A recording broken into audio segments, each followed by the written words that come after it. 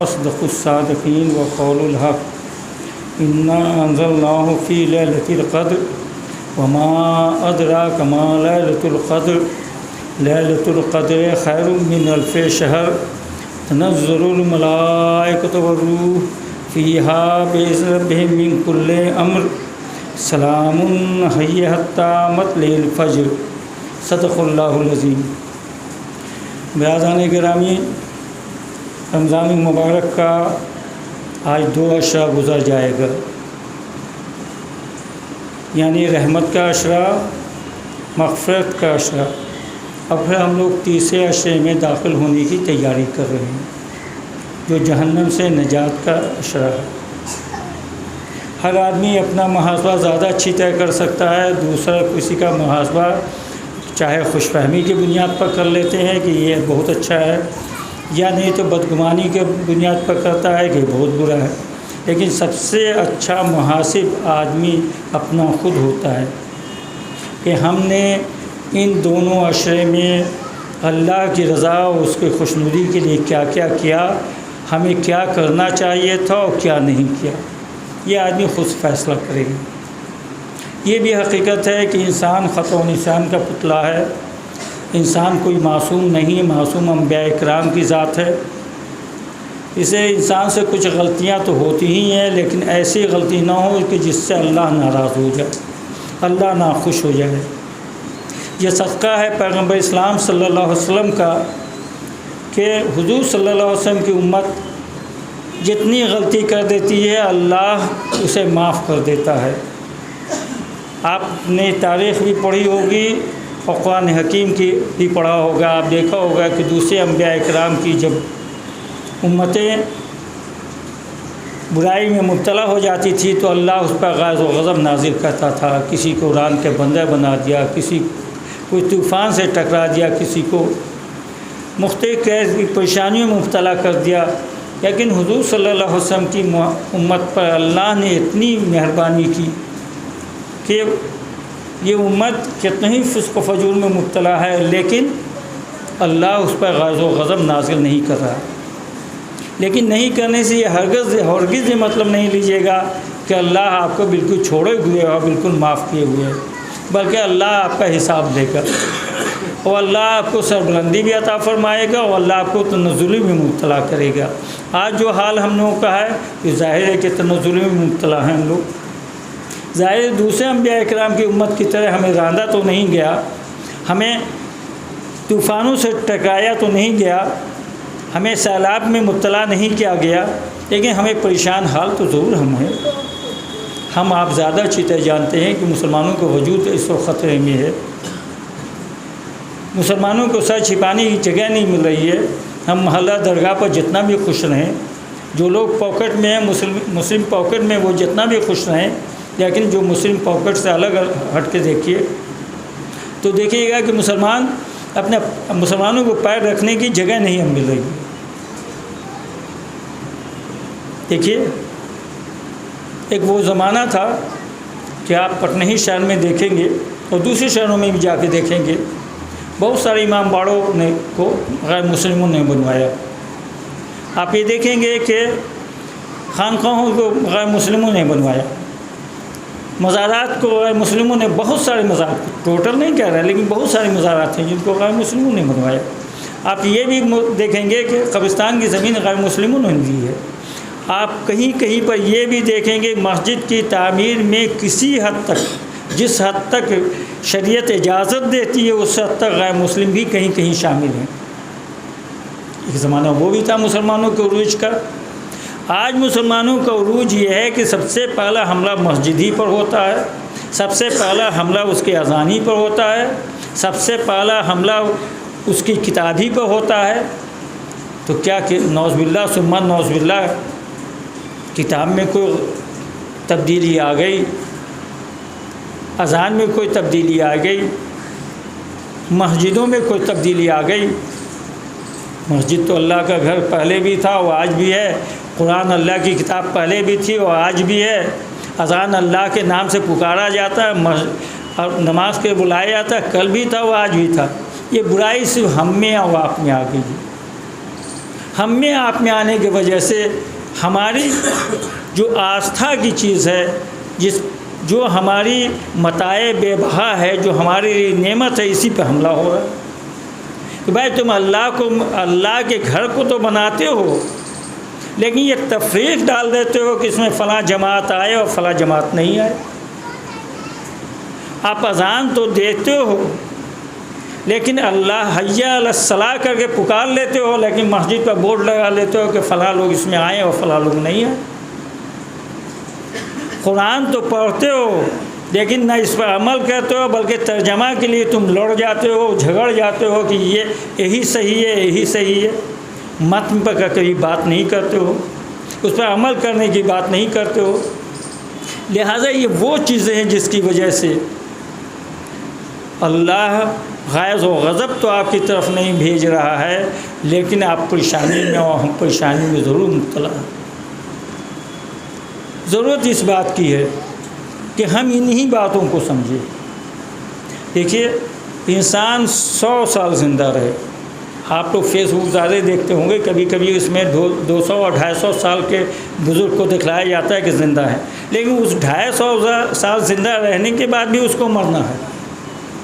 تو مر کے اللہ کی بارگاہ میں حاضر ہونا ہے، اپنے تمام اعمال کی جواب دینا ہے۔ ایسا نہ ہو کہ آپ جواب دینے میں اور ہم جواب دینے میں پھنس جائیں۔ اس کا ضرور خیال رکھیں۔ انبیاء کرام کا ایک طویل سلسلہ ہے، مجھ سے زیادہ آپ جانتے ہیں، تقریباً 1,24,000 انبیاء و مرسلین دنیا میں آئے جو اللہ کے پیغام کو سناتے رہے۔ بس ان کا ایک مقصد تھا کہ بندے کا رشتہ اللہ سے مل جائے اور بندے آپس میں محبت کریں۔ پورے قرآن پڑھ لیجئے، اس میں وہی ہے کہ بندے کا رشتہ اللہ سے جٹے، اللہ کے فرمان پر عمل بندہ کرے اور ایک بندہ دوسرے بندے سے محبت کرے۔ اس وقت ہم جو دیکھ رہے ہیں وہ یہ ہے کہ اللہ کے فرمان کو ہم سنتے بھی ہیں اور پڑھتے بھی ہیں، عمل کتنا کرتے ہیں وہ آپ مجھ سے زیادہ جانتے ہیں۔ اور سب سے بڑی بات ہے کہ ہم اللہ کے بندوں سے محبت کم کرتے ہیں۔ جو لوگ یہاں کریٹیو رائٹر کے آدمی بیٹھے ہوئے ہیں، فنکار کو اپنے فن سے بڑی محبت ہوتی ہے۔ اگر آپ کسی بت ساز کو یا کسی مصور کو، آرٹسٹ کو جو نقشہ بناتا ہے، اگر آپ آرٹسٹ کو یہ کہہ دیجئے کہ تم اچھے آدمی نہیں ہو تو اتنا نہیں بگڑے گا، لیکن اگر اس کی بنائی ہوئی تصویر کو آپ کہہ دیجئے کہ یہ تصویر غلط ہے، یہ بری ہے، یہ خراب ہے، تو آپ کا بگڑ جائے گا۔ اسے ہر آرٹسٹ کو اپنے فن سے، ہر فنکار کو اپنے فن سے بہت محبت ہوتی ہے۔ جب دنیا کے فنکار کو سب اتنی محبت ہوتی ہے تو جو سب سے بڑا فنکار ہے، جو رب العالمین ہے، جس نے پوری دنیا کو بنایا ہے، اس کو اپنے بندے سے کتنی محبت ہوگی۔ آپ بندے میں تفریق پیدا، اسے ختم کرنا پڑے گا۔ اگر اس کو نہیں ختم کیجیے گا تو ذلت و رسوائی اور آپ کے ماتھے پر لکھی جائے گی۔ اللہ آپ کا محتاج نہیں ہے، ہم آپ اللہ کے محتاج ہیں۔ ہم مسجدوں کے ممبروں سے بے پناہ اسرائیل کی برائیاں بیان ہوتی ہیں، مسجد کے مصلی سے امام حضرات بے پناہ اسرائیل کو کوستے ہیں۔ کیا وجہ ہے؟ آج وہ ترقی کر رہا ہے، سب سے زیادہ علم اسی کے پاس ہے، ٹیکنالوجی اسی کے پاس ہے۔ معلوم ہے کہ اللہ اس وقت اس سے خوش ہو گیا ہے، ہم سے ناراض ہو گیا۔ ہم علم و فن کے بانی تھے، ہم علم و فن بانٹتے تھے، جس کے رسول نے یہ کہا کہ انا مدینۃ العلم، میں علم کا شہر ہوں، وہ علی بابا، علی اس کے دروازے ہیں، اور ہم میں علم ختم ہو گیا۔ یعنی اللہ ہم سے ناراض ہو گیا۔ اللہ تو محتاج ہمارا نہیں ہے، ہم اللہ کے محتاج ہیں، اللہ نے چھین کے دوسرے کو دے دیا۔ آپ دیکھیے گا، ہم آپ جن کی امت ہیں، ایک زمانے تک حضرت ابراہیم علیہ السلام کے ایک بیٹے اسرائیل میں نبوت چلی۔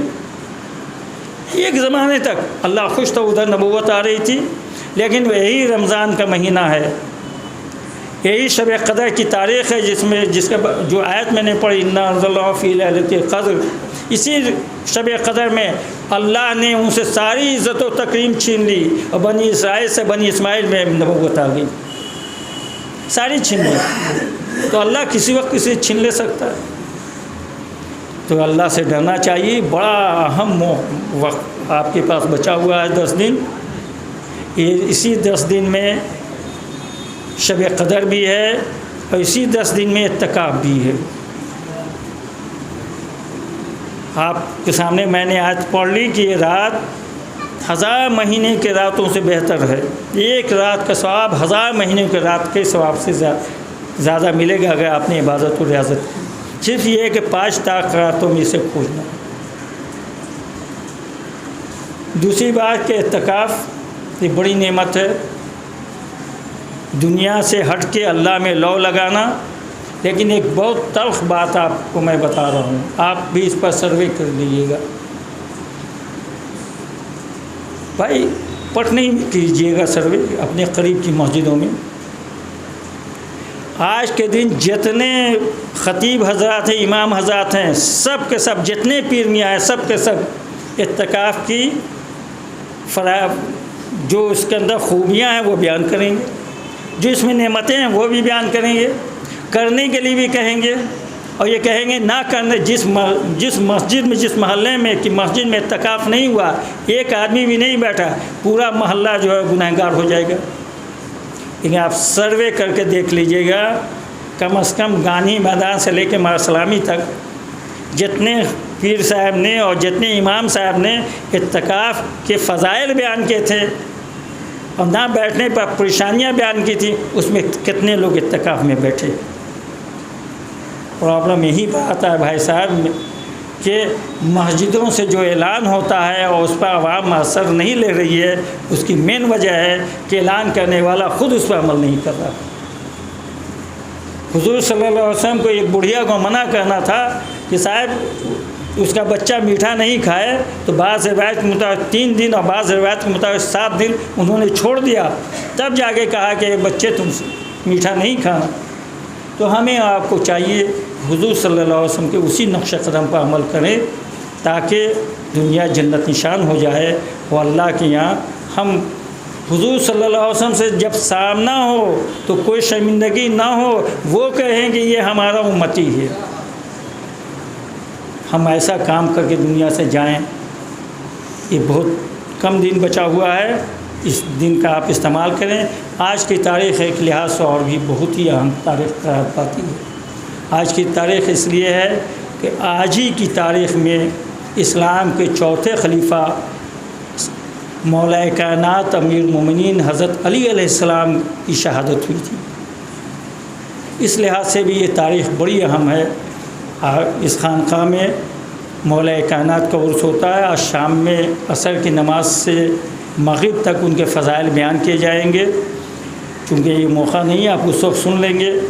آپ لوگ جو اس میں شامل ہونا ہے ضرور شامل ہوں، افطاریں ہی کریں، اس کے بعد قل ہوگا اس میں بھی شریک ہوئیے گا۔ میں نے جو کچھ کہا، اللہ تبارک تعالیٰ مجھے بھی اور آپ تمام لوگوں کو اس پر عمل کرنے کی توفیق عطا فرمائے۔ وما علینا